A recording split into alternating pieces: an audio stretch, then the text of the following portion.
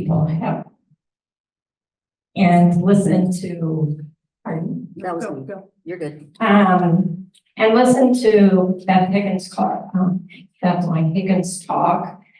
And I'm not kidding, she's got a beautiful resume, you can all read, but what she gave me in my small church was hope.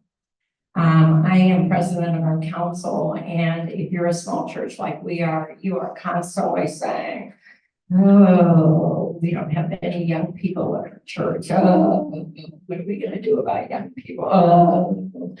And it's almost how we set ourselves up to fail.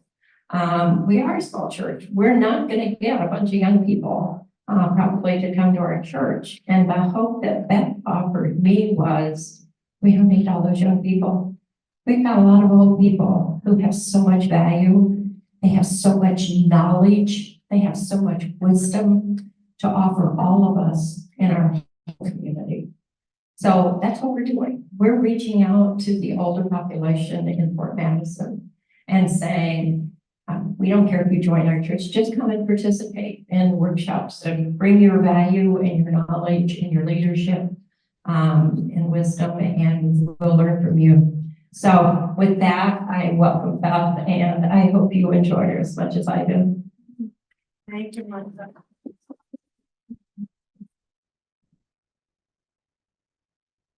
So I am Beth Long-Higgins, and I'm ordained UCC pastor, and I served two UCC churches for 25 years as co-pastor with my spouse, Dave, in Louisville, Kentucky, and then in Canal, Winchester, Ohio, outside of Columbus. And 11 years ago, I joined the staff at United Church Homes, which is a 177-year-old organization started by the Reformed Church and then the Unara Church and the UCCs. And we started with for 50 years, we had one location in Upper Sandusky, Ohio, because we realized the pastors in Toledo, Ohio in 1916 knew that the German immigrants of their congregations, German was the primary language, and they did not have family who could care for them, and the only option if you couldn't work in 1960 was the poorhouse. And they said, we could do better than this. So they opened the first home for aged people. And that grew for 50 years, and we officially became United Church Homes. And we now have 90 communities in 15 states. Most of those are affordable housing communities in conjunction, with HUD. So I joined the staff as Director of Church and Community Relations, and I started going to workshops and attending conferences with American Society on Aging and Leading Age, which is a national association meeting, and I'm learning all this information, and it's all going through my pastor's brain, which is telling me, we need to talk about this in the church, and we are not talking about this in the church. And this information that's happening and research that's happening about aging out there in the world around us, we are not sharing or talking about in the church. So 7 years ago, I was offered and invited to become the executive director of the Ruth Frost Parker Center for Abundant Aging, which is an initiative of United Church Homes. It is there's no working. It is not a location, bricks and mortar location, but it is myself, and I now have 2 staff members who work with me. And here are the 3 things that we attempt to do at the Parker Center. One is to collaborate and with others who are in this space, very aging, particularly the junction of aging and spirituality. We work to help conquer ageism in the larger culture around us, and with our education and resource center, particularly in this space of congregations and thinking about aging and spirituality. So I want to learn a little bit about those of you who are here. So I'm going to ask those of you who can stand with me. I'm going to make a statement, and in response to you to stand. If not, just kind of wave your hands, okay? If you live in the same vicinity of at least one of your parents, stand up. How big is the vicinity? It's up to you. I'm not, whatever you think is neat. Okay. Okay. Okay, not many. It's good to know. If you regularly share your age when asked without hesitation, I'm Beth. I will be 62 in 11 days. Yay, 62. 62 and because we were born in 62. Good on you for all being able to stand, because that is not what our culture expects of us. If you're friends with a non-relative who is 20 years older or younger than you are, stand up.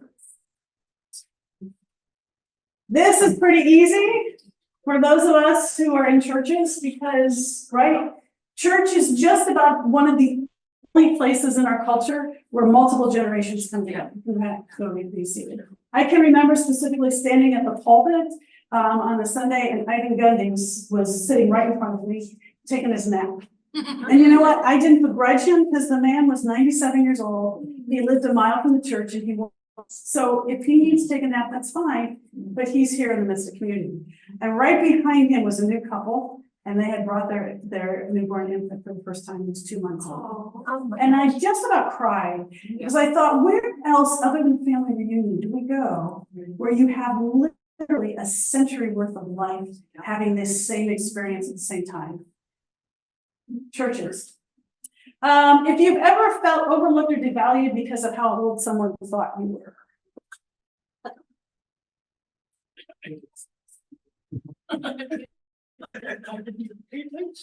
This is called ageism, and it can happen at any time across the life course. When you teach teenagers, you get to that. Oh, there you go, there you go, there you go. My first experience with ageism was in seminary as a 24-year-old. And people were making assumptions about what they thought I had not accomplished or experienced in my life. This is an interesting concept. When I grew out kind of a long beard in the winter time. People are on Zoom, and I'm sure they can hear me. Thanks, Tom Boyd. When I grew out a long in the winter time and go to the grocery store, people open the door for me. But if it's shorter, I don't have a beard, they don't open the door. So otherwise I don't look any different, but I must look quite experienced with a longer beard. Ageism, and that's a really interesting experiment because that's just changing one little thing. When your head turns white, Yep. you get perceived. And she said, when your hair turns white, people perceive you very differently. And I know two people, not related, who both went white in their 30s. They've had interesting experiences. If you've already lived longer than any one of your grandparents. Only 3 of us, okay. And if you live near your grandchildren.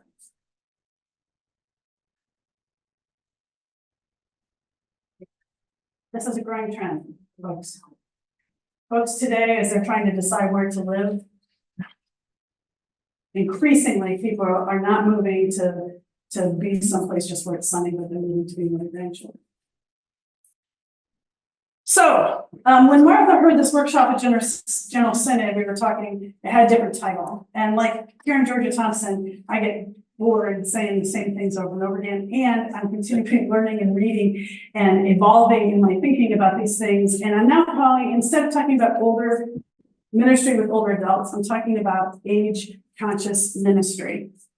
And because it's more than just numbers. What am I talking about? Some assumptions I'm making. One is that age cannot be a barrier which excludes or divides us. And we need to be aware when it is. The longer we live, the more diverse we are. There are reasons why there are not books that say what to expect when you are 78 or what to expect when you hit 95. Because there may be some general themes, but we are so darn diverse. And if you see a book where people tell you what to expect at a certain age, I wouldn't read it. We need to assume, I assume, that curiosity and lifelong learning are key to aging abundantly, what we call aging abundantly. There are 5 what they call blue zones in the world. Dan Buettner originally did this research through National Geographic now about 20, 25 years ago. There is a short docuseries on Netflix I highly recommend, says Live to be 100. These areas in the world include a small community in Okinawa, Costa Rica, Loma Linda, California, Icaria and Sardinia, and Icaria in Greece and Sardinia in Italy. And these are populations where they have a higher proportion of people who live over the age of 90 and over the age of 100. And so that what the researchers are like, let's go study these places and learn what their secrets are and see what they have in common. Curiosity.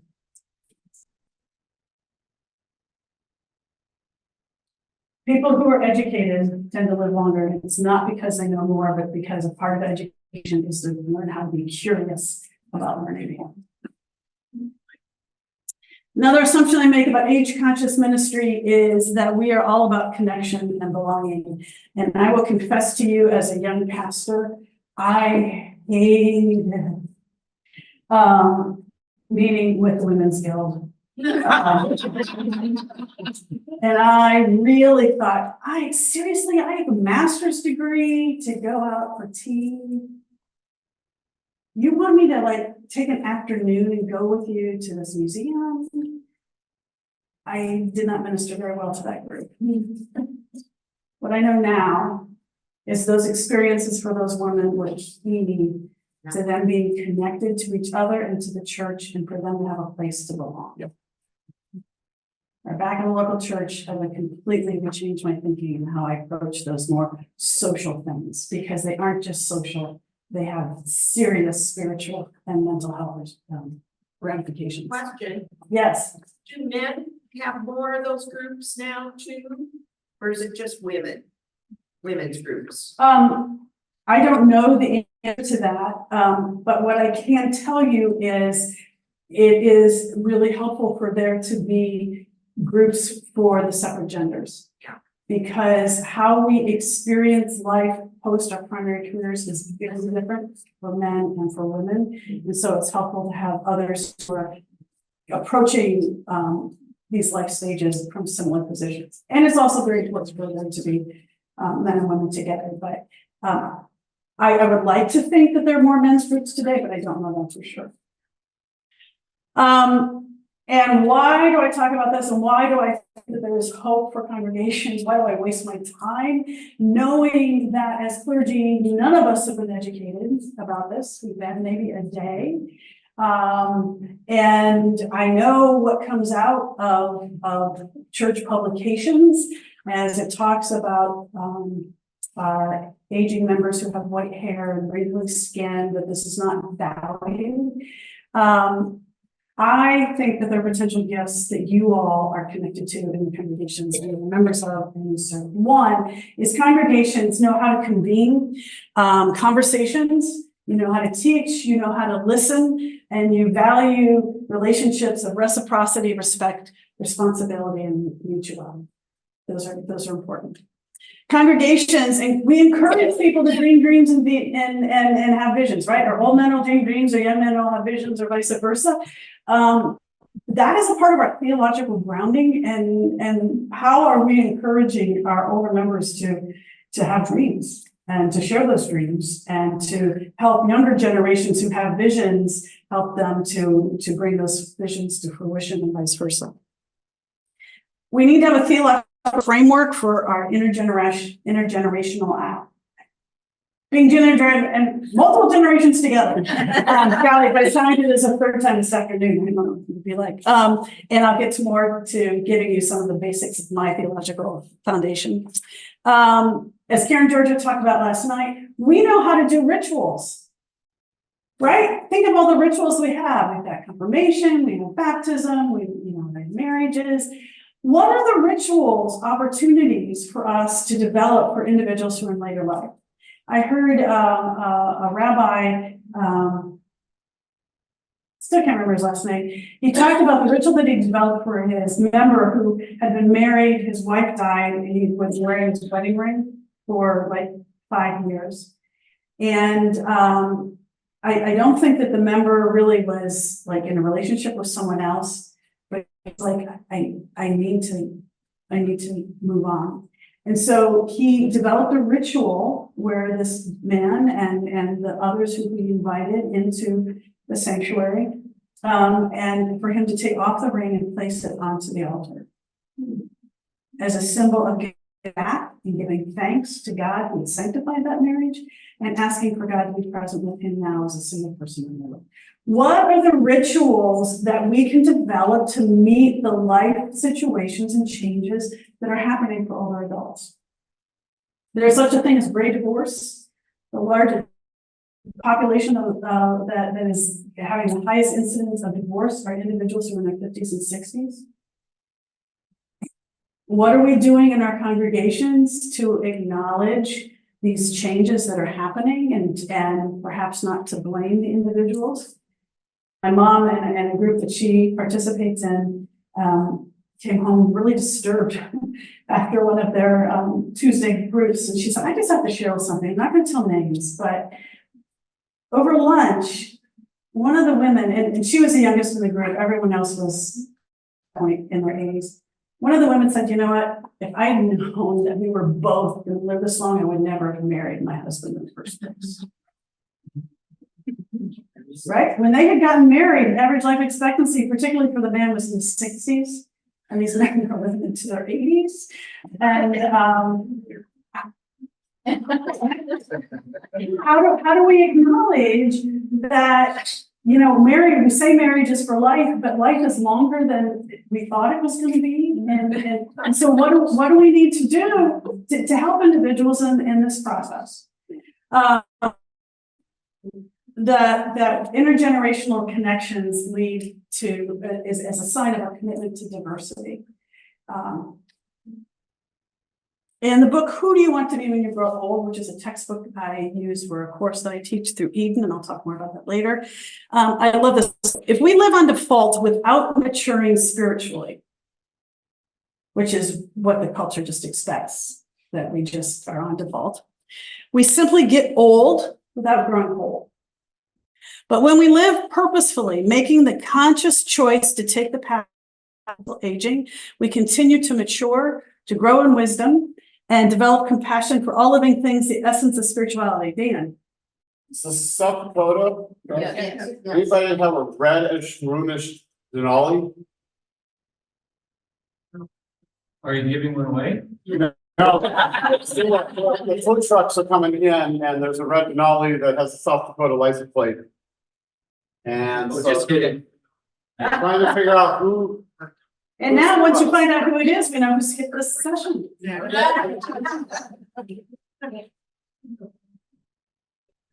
How do we think about later life?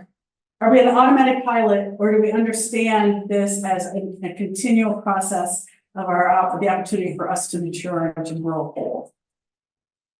So the purpose of Age Conscious Ministry is to support and encourage wisdom building, participate in creating just communities where all can age with dignity and respect, and opportunities for strengthening community through connections with the sacred creation, others, and with ourselves. So why? Why do I think this is an important issue? As Karen Georges said last night, we're a quarter of the way through this 21st century. Why are we talking about this now? I'll let you read that for a second. We're a huge part of the population. 2/3 of the people who have ever celebrated their 50th birthday or older since the beginning of human beings on the planet. 2/3 of those people are alive today. Why do we not see this as a gift? 1/2 of the people who have been born since 2010. So graduating, getting ready to graduate or in high school, upcoming high school classes can expect in the future that they could have half of the people that they graduated with be together to celebrate their 70th and 80th high school graduations. Heidelberg College, where I went to school, there's a great hall, and every class that graduates has a class banner. And once you hit your 50th anniversary, your class banner goes in the great hall, and it remains there until the last person in your class dies. I think we're going to have an issue because eventually There are gonna be so many classes that continue to have people that are alive, those banners are gonna continue to hang out. The oldest alum right now is 107. Right? In school, we were told the population was like a triangle. And that the reason why people had so many kids is so that some of them would make it to adulthood. And then those who made it into adulthood, some of them would make it into later life. This is what it looks like today. This is not a triangle anymore, folks. This is a rectangle. The only age group that is projected to continue to grow in the unforeseeable future is those individuals who are 85 and older. What does that mean for the ministry in your churches? Those individuals are going to want to stay in the homes that they own for as long as they can, right? And they need to, because this country does not have enough housing for older adults at this stage of life. Even if we started building now, we're not. So how are we thinking and planning and as a community, helping to make sure those homes are safe, helping them sure that those homes can accommodate them, and helping to make sure that they have the support and the community around them to live where they want to live. Here's another. 1900, you know what the average life expectancy was if you're born in 1900? 47. 2,000 years ago, when Jesus was alive, the average life expectancy was 40, maybe it was more like late 30s. So from 2000 to 1900, we expanded the average life expectancy of the human race by a total of about 7 years. Today, average life expectancy in the US is somewhere between, depending on all kinds of variables, between 78 and 82. We have literally added 3 decades to the average life. And More- women more than men, right? But men are catching up. Are they? They are. Yeah. Women have always lived. Women have always lived longer. We may be slow. No comment. I'm gonna keep going.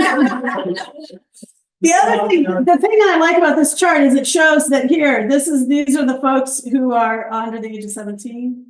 It's roughly the same as who are over the age of 55. I do in the state of Ohio today. If we had everyone over the age of 60 sit in a public school chair, we would need an extra 100,000 chairs.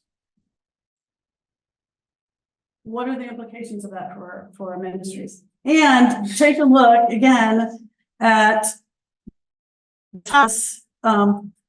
This is the 85 plus. It's going to continue to grow. In case you don't understand the ramifications, here's another one. Remember in the 1980s when Willard Scott would celebrate people who turned 100? Yeah. Right?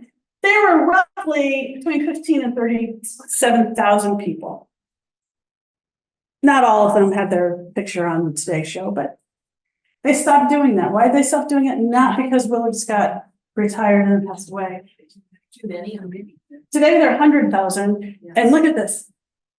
30 years from now, that's not that far away. We can expect there to be over 400,000 people in this country who are 100 years old or older. I'm gonna be one of them. Good. What does that mean for the ministry in our congregation? Like Martha was talking about. If we look at our congregations today and we think, oh my gosh, there aren't any youth, they're going to die. We're going to have people who can be a part of our congregations who are alive right now, who can be there for another 20 to 30 years. If we are meeting them, encouraging them to grow, we are helping them to see that they're connected and that they have things to offer the world. This is Nebraska. Specifically, this is the Omaha area by zip code. So this red area right here, if you live in this zip code, expectancy today is 75. If you live in one of these green areas over here, pretty much adjacent to that area, you can live over 82 average life expectancy. Why is it that people who live in adjacent zip codes can have such a discrepancy in life expectancy. That may seem a little shocking to you. That didn't seem shocking to me because Franklin County, where Columbus is, and I lived in Franklin, I now just live north of Franklin County. The difference in life expectancy based on zip code is 19 years. So why? About 11 years ago, the leading organizations in this country whose mission is taking a look at aging in this country, and Society of Aging, the Gerontological Society of America, Leading Age, the Office of Aging, the Council for Hispanic Aging, I can't remember all the stuff off the top of my head. They meet on the CEOs meet on a regular basis, and they're like, you know what? We are all up against the same issues. Can we pool our money and our resources and have somebody research what is it about our culture that helps to perpetuate lies that we know from our own experience are not true. So they found funding from four grantors. This funding and all is with the National Center for Aging, and I am a trained facilitator with that center. And they went and they interviewed over 2,000 people. Some of them were on the street interviews, some of them were sitting down with focus groups and within and asking them the question, what do you think about aging? And they realized that there's some patterns, some narratives that exist, and they kind of grouped them together. This first one is that in this culture, we assume that it's up to the individual and the choices that they make that helps to determine how we're going to age, right? So it's easy to take a look at that map of Omaha and say, well, the people in that red zip code are just making really poor choices, right? And the people in the green, they're just making better choices. It's not about individual choices. It has to do with the accumulated lifelong experience and access that we have had to education, to healthcare, to affordable housing, to community supports and services, to advancement in jobs. So individuals in that red zip code, individuals who have been underserved their entire lives. And that is affecting how they age and how long they live. This individual narrative, I think, is one of the original sins of the American culture, and I'll come back to this a little bit later. Another narrative is kind of two extremes. One is that there's this reality when you ask the people, well, describe an older person to me. They'll use words like frail and vulnerable and people who can't get around and they're no good. And you get 65, you're at your peak, and then after you retire, it's downhill until you die. We have chaplains in our communities where we have health care, and I get to be a part of the hiring. And I always ask, and I'm very public about this, so if anybody does their research, they should be prepared, but they aren't. I ask them, so what do you think is a significant spiritual issue for someone who's in their mid-80s? And if you tell me, well, they're in their mid-80s, they're about to die, so the biggest spiritual issue is death and dying, you're not coming back for another interview. Yes, we need to face our mortality, more about that later. But I don't know anybody who every morning is like, okay, I could die, and I'm like, maybe this morning I could die today, so what am I going to do about that? That's the perceived. That's a part of the perceived narrative. The other ideal narrative are the images. George Bush jumps out of a plane at the age of 90, or whatever the last time it was. That's a false narrative, or it's not a complete narrative, because it needs us thinking, well, in order for me to make it to 90, I'm going to have to do some things like jump out of an airplane, which then I'm not going to make it to 90. I'm not jumping out of an airplane. What they don't say in those stories is he was a paratrooper in the war. And so jumping out of an airplane in later life for him is a connection to something that he achieved when he was younger. And it was a way for him to connect with that prior experience. Okay, then that tells me I don't have to jump out of an airplane. It's not an idealized activity. The other thing is about the idealized narrative is it's always comparing what an older individual does and assuming that what they're doing is only something that someone who's younger should be doing. Third narrative is us versus them, where we pit youngers against olders. I did a workshop at an association in Ohio several years ago, and afterwards, a woman came up to me, she's like, oh, I need you to come talk to my church because, and she told me that they were looking for an interim. And she said, I think the church is split before we get to that point. Because half of the church said we have to hire a young pastor to get the youth in here. And the other half was saying, take a look at who's here. I want to make sure that there's a pastor who can speak to me. She said, that's pitting younger and older generations against each other. The reality is we all are on our birthday cake. And we need to acknowledge that we are all a part of this process together. In the larger narratives that our culture provides, usually the solutions that they offer are very fatalistic. Like there's nothing we can do. They compare aging to a natural.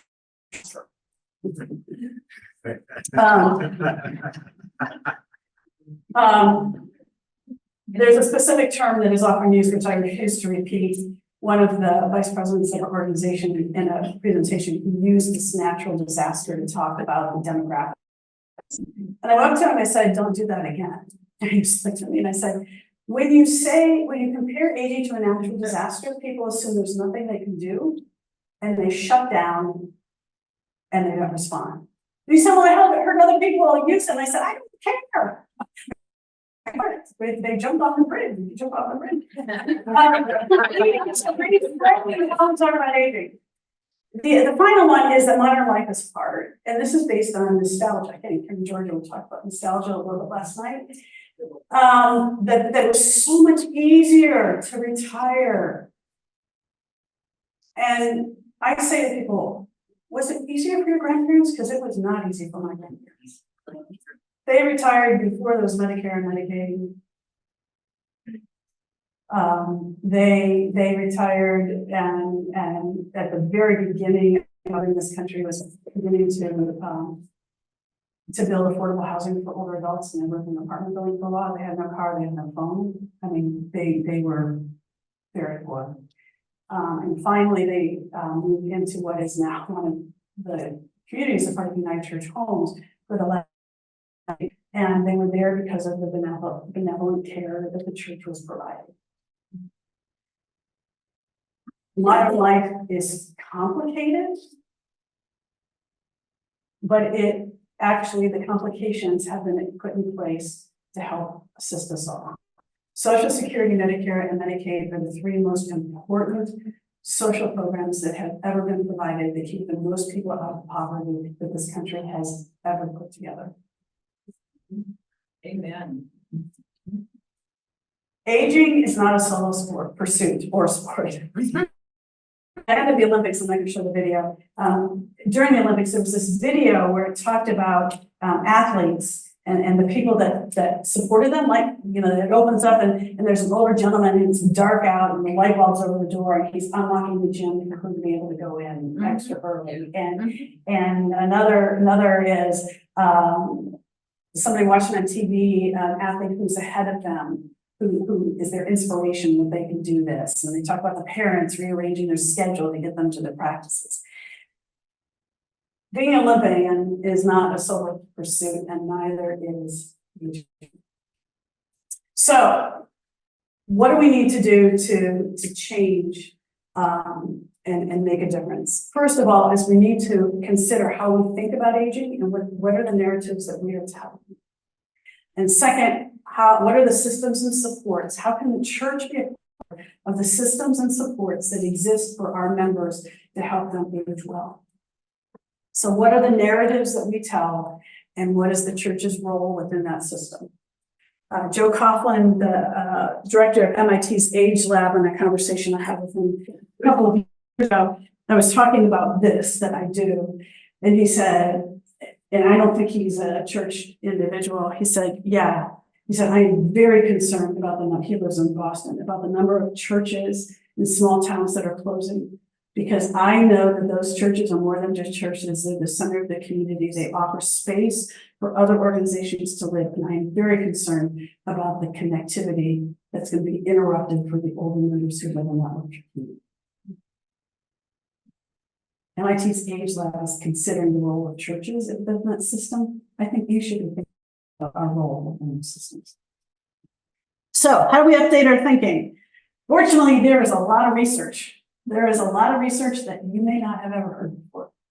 Becca Levy is at Yale University, and she's kind of one of the leaders on this. She had her book about 2 years ago, Breaking the Age Code, I think is the name of the book. But here are the high points of her research. When we have positive self-perceptions about aging, when we're not battling it, we're not denying to hide our age, we have better memory. We have better balance. And by the way, people who think positively about aging live about 7.5 years longer than those who battle it. Additionally, we know that people who think positively and embrace aging it has more impact than if they lower their cholesterol, lower their body mass, lower their blood pressure, or quit smoking. If I told you that there was a pill that could do all of those things, there are people who take that pill and pay a lot of money for it. We don't have to take a pill. We just need to think differently about how we age. And we in the church have a theological foundation that we are grounded in, that we are not claiming and we are not using.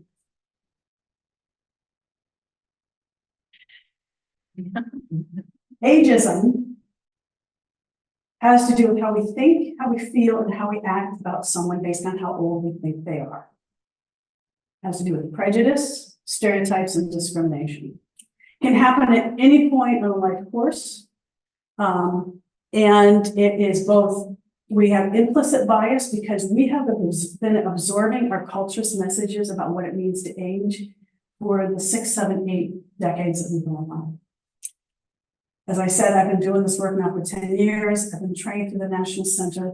I am constantly, it's like, oh my gosh, where did that come from? That is ages, and have like an onion kind of peeling that back and reprogramming myself to think differently and talk differently about that issue. For instance, senior moments. I have been forgetting things my entire life.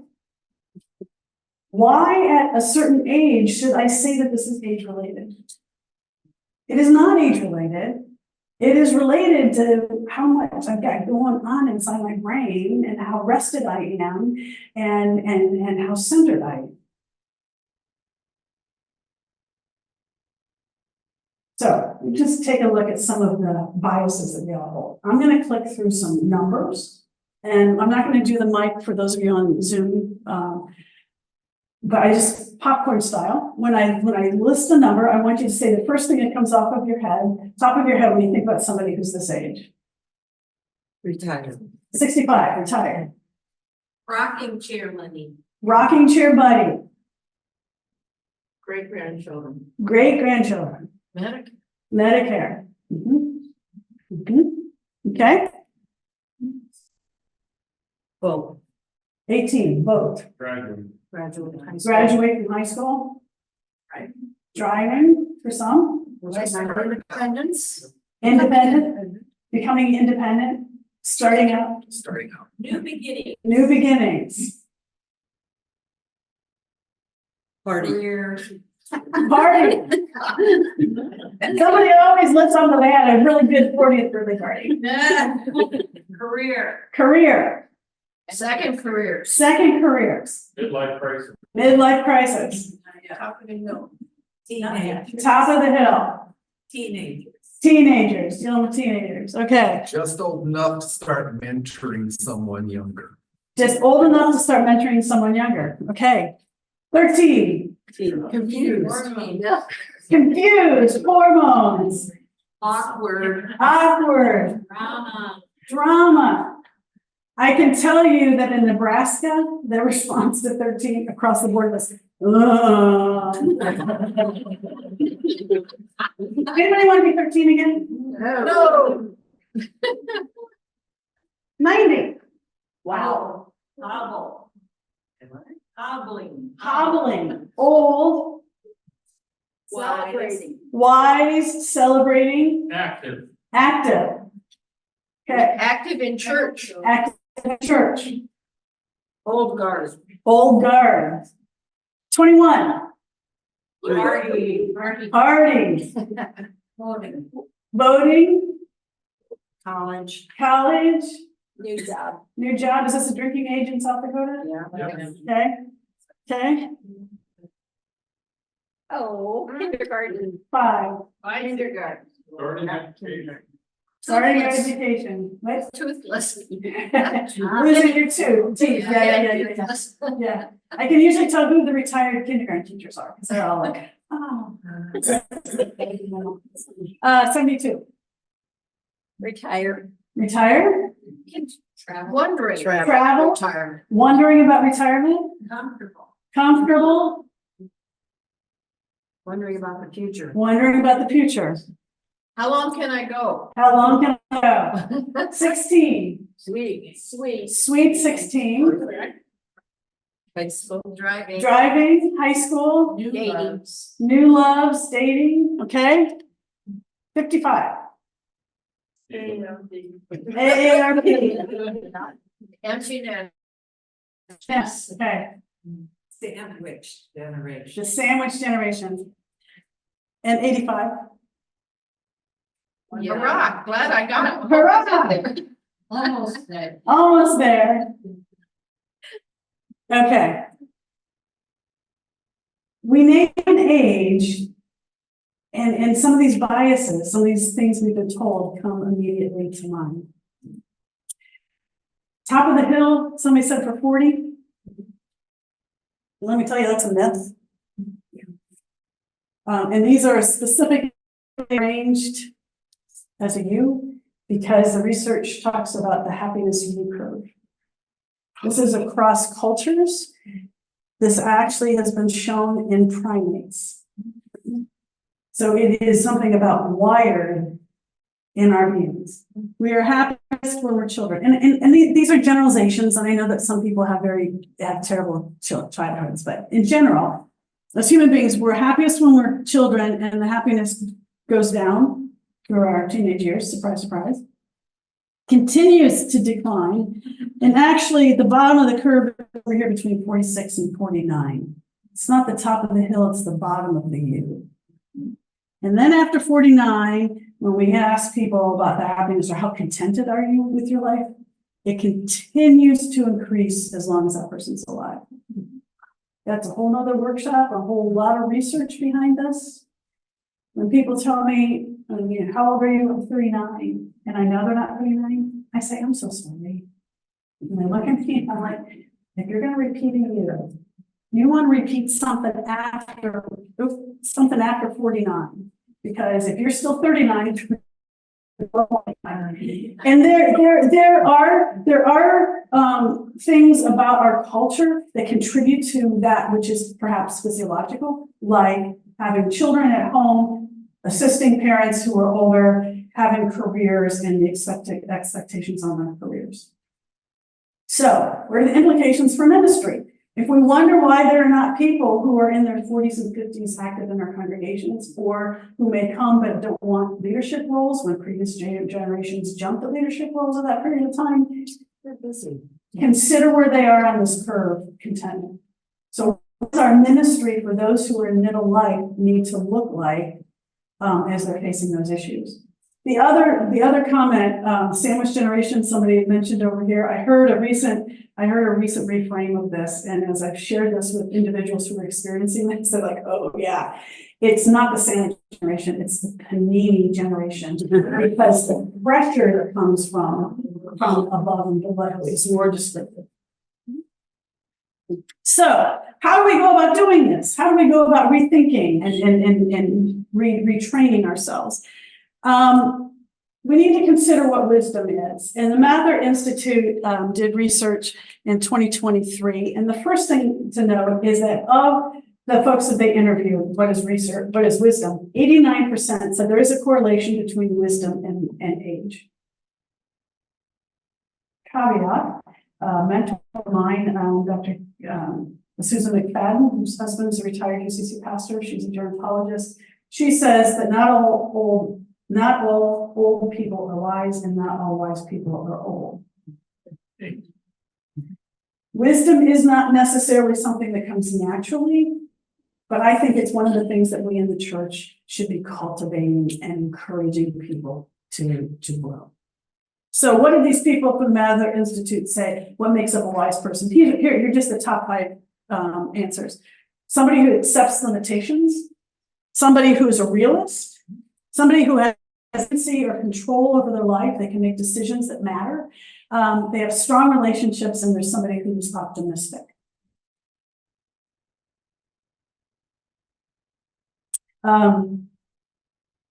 I kind of skipped a slide. Mary Catherine Bateson, in her book, Composing Further Life, she talks about wisdom as being someone who's had life experience. They reflect on that life experience, and then they grow. We know how to do that process, right, in the church. It's a part of building faith. We need to continue that process and encourage that process throughout the life course. Okay, so how do we think about this theologically? This is my framework, basic framework, and I'm go into more detail about some of these as we go here. But first of all, we all exist in community. And when I think about this theologically, I do this from the creation stories in Genesis, because then this can have conversations with folks from the Jewish faith as well. But there are lots of other scripture passages that we can use. And Art Merrill, my Old Testament professor from UTS, always used to say, no matter what you're considering, you can go back to the creation stories and you're going to find it connects. It connects. The Creator, right, created all that exists out of chaos and nothingness. And we have been created by the Creator to be creative. What does that mean? We have been created to age. This process is not a disease to be cured. It's not something to be hidden. It's not something to deny. How do we claim that this is how God made me? If God were an editor for a magazine, there would not be a limit to how many years the person who was put on the cover of that magazine is. God does not have an age limit in calling us to be who we are. We are created for meaning and purpose, and we're created to be in relationship, and I'll talk more about some of the specifics of those relationships. And at the center of all that, we are created with the gift of agency and choice. The agency and the choices that we have in our life don't have to be big decisions. They don't have to be big decisions at all. But we have to be able to participate. So let me give you an illustration. In our communities where we have memory care neighborhoods, we offer a program called Opening Minds Through Art. And we pair a volunteer with a resident who's in of decline. And the art that they're making is abstract art. The volunteer knows what methodology is going to be used, and they know how to interact, and they interact with that resident over the course of 4 to 6 weeks, and they're building a relationship. So let's say that I'm working with Laura. Laura, we're going to paint today. Which brush would you like to use? And I'll have an option here, and Laura will choose a brush. And then I'll say, look at these colors, aren't they great? Red and yellow. What color do you want to start? Just that process of giving limited, easily accessible decisions is extremely uplifting and affirms their sense of being in self-esteem. We have individuals who don't really want to participate at the beginning of the program. Their family wants them to participate. They'll reluctantly go and say, I'm not going to make anything. And by the end of the program, we have an art show, and one of the pieces is always framed. And they sit at the table with all of their works there, and some of the communities give them corsages, and there's a reception, and their family comes, and they're introduced as an artist. And by the way, they've also been asked to name every piece of work. I think that the names are just absolutely amazing. One of the early ones that I have on my phone, it's mostly yellow and oranges, and there's a little bit of purple, and she named it Purple Mountain's Majesty. And this is an individual who can't really have a conversation, but that was in her brain. That's what the image elicited to her, and how affirming it was for her. And they just sit there and they beam. I'm an artist. I matter. People are agency. We have agency, and we need to continue to find ways for people to have agency throughout their life. So, created to create. Being creative, I tell this to my sister all the time. I'm not artistic. Creative means you take chaos and you make order. So, it's not my favorite form of creativity, but taking everything out of that junk drawer or that closet and putting it back in order. That's good. We're accomplishing something. We're creating something that didn't exist before. We have been created to create. So what does that mean for our congregations? When we create, what happens is change, right? Once we organize that junk drawer, that's change, and that's going to affect my muscle memory. Where did I? Oh my gosh, where did I put the scissors? Last week. And so how do we approach change, whether it's sudden or gradual? How do we rewire ourselves to approach change? Anybody know anybody who has severe chronic arthritis? Those individuals are extremely creative because they are having to relearn how to tie their shoes, how to button buttons, how to do everyday tasks. That is creative. We need to affirm that as being a part of being creative and say, look at what you do. That is amazing. How do we define creativity and how do we encourage it? The other thing is, in the first creation story, what does God say after each day? He kind of steps back and looks at things. It is good. That is celebrating joy. That is recognizing we've accomplished something and celebrating the joy. So how are we celebrating and encouraging joy for individuals in labor life? From teaching ourselves new ways to tie our shoes, to creating an artwork that we've never done before, to cleaning out a closet. How do we celebrate that? We're created to age from birth to death. And again, Karen Georgia last night was talking about grieving. We need to be acknowledging in our faith what the role of death is, because our culture denies death all the time. So how are we helping people prepare them for death? And it is my belief that when people get to somewhere in the middle and they realize, oh my gosh, I've experienced more Thanksgivings in the past than I'm going to experience in the future, that affects how I choose to spend Thanksgiving going forward. You know, if I'm invited to that cousin's house that I really I do because I'm obligated and it does not bring me joy, I am freer now to say, you know what, if I only have a few left, I'm not going to do that. So coming to terms with the fact that we are human beings and that we all will die is really an important part of our understanding that we've been created to age. So how do we respect and nurture the entire life cycle? How do we help children a 90+ year long lives? We cannot continue to perpetuate the myth That you get to 65, you work really hard, and then you get to have a vacation for 30 years. That's not the reality for many of us today. That's not going to be their reality for sure. So how do we change those narratives now? How do we help them imagine that their life is going to be different, but it's going to have meaning and it's going to have purpose and they're going to make a difference and they're going to experience joy?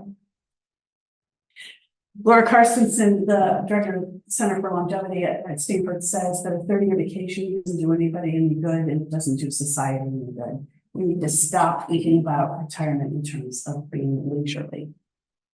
Can be a part of it, but that's not all of it. We are created for meaning and purpose. When God created Adam out of the earth, the next thing that was created were the animals to help keep Adam company. And God said to Adam, go ahead and name them. Naming is a very creative process. And then Adam was to take care of them. And then Adam was to take care of the garden. We were created to have meaning and purpose, to contribute to the world around us, to contribute to creation, to be called by God to do that which we've been equipped to do.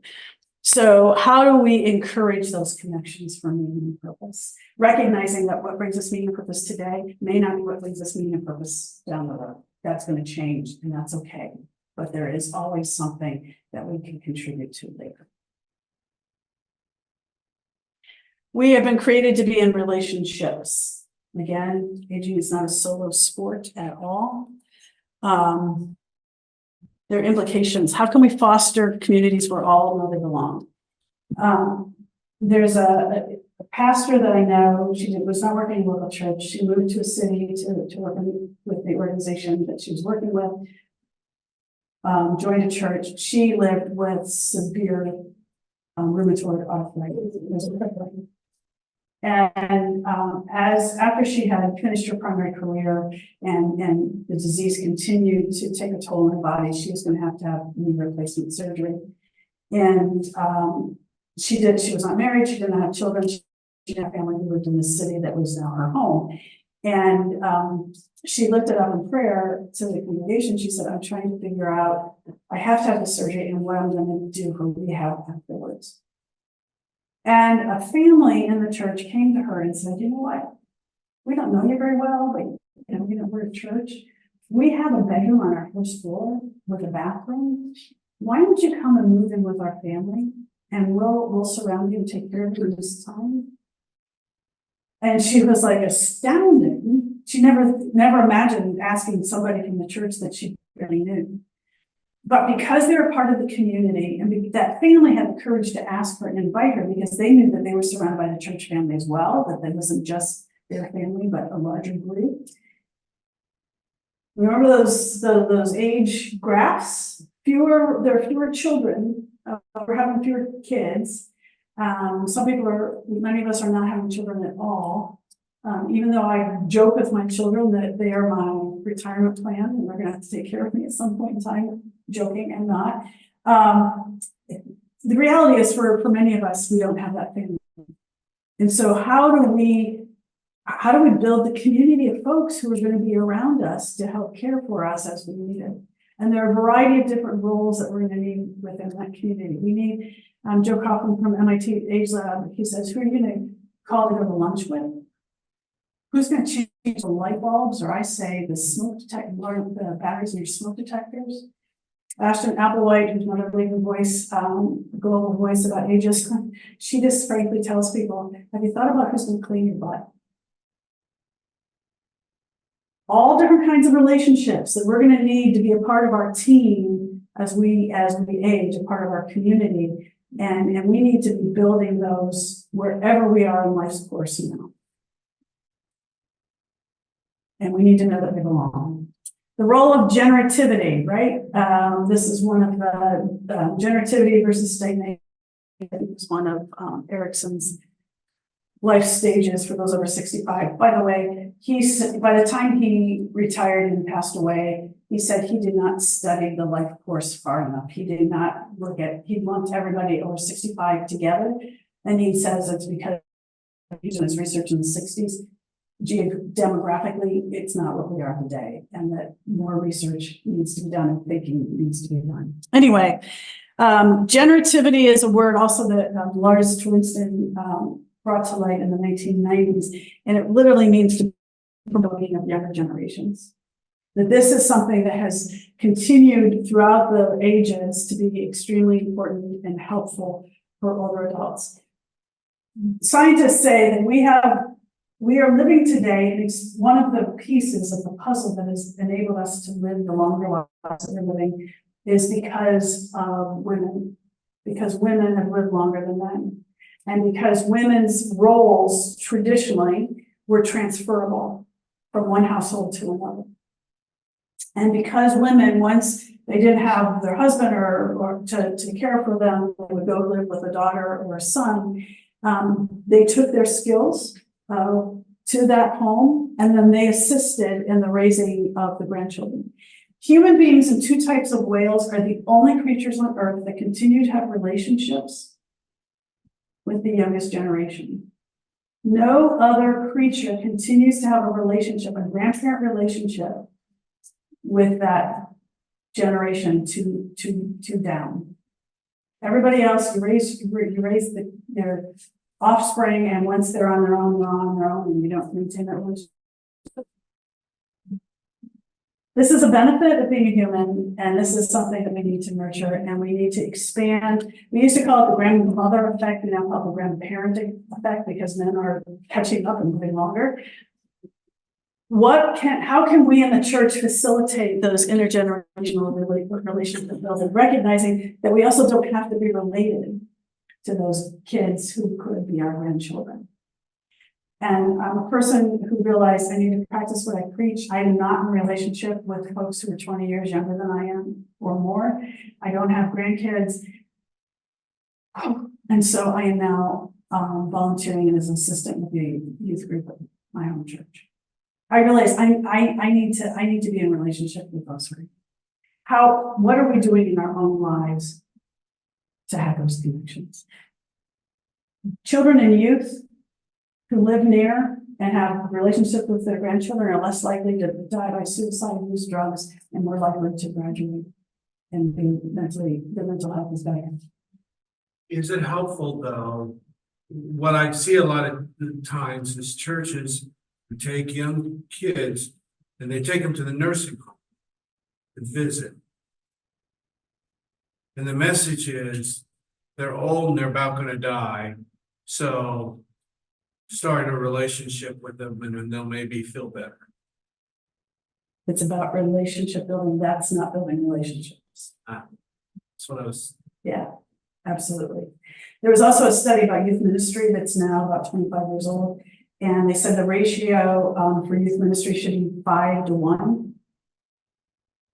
When they took a look at young adults who left to go to college and out into the world, and those who then went to church on their own, one of the differentiating factors is those individuals had relationships with 5 other adults in their own church who were not related to them. What are we doing to nurture those? And as I look back on my kids, we were doing that intentionally, but when they each graduated from high school for their high school graduation parties, they each had different lists of individuals from the church that they wanted to be at their high school graduation party because they had unique relationships with those adults. In Nairobi and in other places in Africa, if you're an elder, if you're older, you're called an elder. And in Nairobi, if you're not an elder, you're called a junior elder. How can we train ourselves to be thinking that at some point we could be in that role? We could be older ourselves. That's a completely different mindset than what's going on in our culture today. You know, on social media, there are 8- and 9-year-old influencers who are convincing other preteens that it would be beneficial to them to go out and buy anti-wrinkle cream now because they don't want to age later. is having very serious effects on their face and their skin. Ageism can be seen in children as young as 3. And we're called to be interdependent. Again, I think independence is one of the sins of this culture. I will admit, I danced a happy dance for my youngest. When our youngest got her own 401k health insurance. Ooh, she's independent, she's on her own, but that is a no. We all are interdependent. This preaches, you all know what passages you can go to preach about this, but I think we need to be more intentional when we preach about this, to talk about the importance of this as we age. And one of the challenges that we have, I think, as Americans who think that we're independent, is our inability to ask and invite others when we need assistance. Lynn, how late do we go? Am I over time now? It's lunchtime. Yeah. Lynn took 3 months off from work, moved back into the house with her mom when her mom was recovering from surgery. It was during COVID. Her mom could not go to rehab because those places were all closed. And she assisted her mother following this medical condition procedure that she had. Lynn told me later, she said, that was amazing. I had not spent 3 months with my mom since I was a child, and I had never spent that much time with her by myself without my siblings. She said, it was a gift, the conversations that we had. And I said, Lynn, did you tell your mom that? And she said, no. I said, you need to go back and tell your mom what a gift that was, because I'll bet she really thought she was being a burden. 2 weeks later, I had a conversation with Lynn, and she's like, you're right. Mom struggled and felt guilty that she was a burden to me. And she was really surprised to hear me say that her needing me and asking me to help was a gift. How do we help to reframe people to understand that I may need assistance, but I am in the relationship and I have things to give the person that I need help with, and that I am giving that person the opportunity to share of the gifts that they can give me. Can it the other way as well, that those of us that are older are able to assist the folks that are at the bottom of the curve? Exactly. My daughter is Exactly. afraid to call me because she's busy, but Exactly. so. Exactly. She's just mentioning that her daughter, who's at the bottom of the happiness curve, that she feels guilty about asking her mom for assistance, and that you're not seeing that necessarily as a burden. And finally, created an attention of safety, trust, and choice. When the Adam and Eve were in the garden, they were safe. God trusted them, set some boundaries, and also gave them choice. They made a choice, it wasn't what God wanted. They lived with the ramifications afterwards. That's what happens when we age. How many of you have had conversations where you know the older adults driving and you've seen them drive and you've had other people talk to you like, yeah, should they still be driving? And the older adult is refusing to give up their keys because it's their source to independence. It's the choice that they're making. And the adult children are like, I'm so worried about mom's safety. She's going to hurt herself or she's going to hurt somebody else. And then I keep telling her she's going to feel so guilty when that happens. That's the tension of safety, trust, and choice. And so what are the ramifications for us, clergy and congregations, when we may be a trusted voice for both generations that are trying to approach? How do we reframe that opportunity and help the older adults recognize that mom or dad has agency and should be a part of the conversations, don't come to a conclusion, and for the older adult to understand that they can trust that perhaps these loved ones are seeing things differently. I've experienced that. Some of those adults who are reluctant to give up certain things as they get older will listen to a pastor rather than their own children. Exactly. Yes. Exactly. We're not going to do that.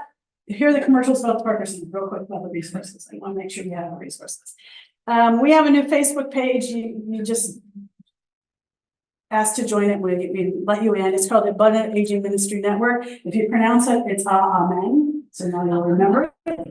And it is meant to be a place for congregations, clergy, laypersons to come and to have conversations together. If there's an issue that you're facing, if you're looking for a resource for something, whatever.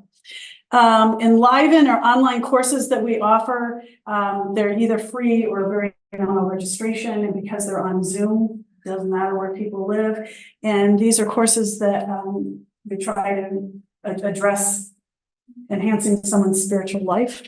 We have a blog, Abundant Aging blog, if anybody's likes to write and would like to join us, have a conversation with me, I can tell you more about the blog. But with every blog are attached some questions for reflection, either for individuals, or if you need a piece for conversation starters with a small group, you can read the blog and then ask the conversations. The writers right now, we're all UCC pastors, one's a retired UCC parish nurse. And so we're talking about aging from our own personal perspective and our professional perspective and as persons of faith. Another Day Older is a resource that is a free download from our website. It's video-based. You don't have to be an expert, but it's a great way for conversations, a great way to help individuals begin to realize the internal biases that we have about aging in our own lives, to address some of the myths that exist in the culture around us about aging, and some steps of things that we can do to begin that training of our thinking. Age-friendly congregations, I contributed a couple of chapters to this. It's published Chisholm, Council for Health and Human Service Ministries of the United Church of Christ, and it's available through UCC resources. It can be a great conversation place for congregations to begin. $7 for a download through UCC resources, and then you can make as many copies as you want. I also have a podcast called the Abundant Aging Podcast. This is Next Steps, and this is a program that I've helped to develop. It's a non-academic course on Zoom with Eden Theological Seminary, and we meet a semester at a time. And these are for recognizing that research is showing that people do not spend enough time planning for the non-financial aspects of retirement. And because the research is showing this, they're educating their wealth managers about how to have conversations about meaning and purpose with their clients. To which I say, I don't want to have that conversation with my financial planner. I want to have that with other persons of faith. So this is a course for individuals who are approaching or have already left the primary careers, or maybe they left their primary careers, had some leisure time, ministers may have done an interim or two. Whatever point in the transition that you're doing, it's geared towards helping you work through self-exploration. The great thing about Eden, about this course right now, is that the pension board, anybody who's a part of the UCC pension board, apply, and you have a limited number of scholarships, so you pay the $50 registration fee, and the pension board pays the rest of the tuition. We're in our 7th cohort, since this is the beginning of our 4th year of this program, and I love doing this. And related to retirement, the Parker Center has an annual symposium every year. Next Friday, this happens to be the date for it. And the topic is meaning, purpose, and redefining retirement. And we have some leading national speakers coming in. We do this hybrid, so you can also participate online. There's a QR code, there's more information online. Chair Yoga is one of the current Enliven courses that's happening right now. And there's my email, and as I say that, there are a whole bunch of other things that I really need to tell you, things that are coming up that would be important for you. Join the Abundant Aging Network, and we'll make sure that you. This is recorded and will be available. This session is recorded. Yeah. Let's give her a round. It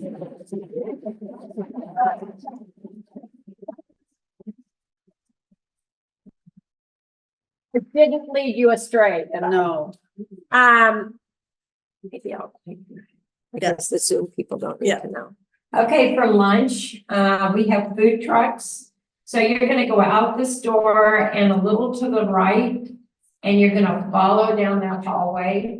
And the 3 food trucks are right outside that door. We have a great location. And then you can come back in here and eat. There is some seating outside. You can